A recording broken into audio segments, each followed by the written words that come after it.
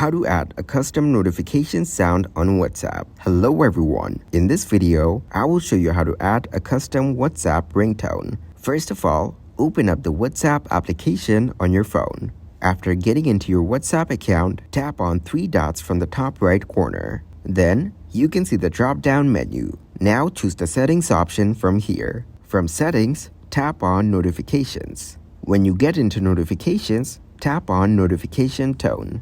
Then scroll down in the notifications tone menu and you will find the add notification option. Now, you need to tap on add the notification from here. After that, you can upload a sound from the files. Once you upload the sound, you can use it as your WhatsApp notification sound. Also, check out our video on how to know if someone has blocked you on WhatsApp without texting them. Thank you guys for watching this video.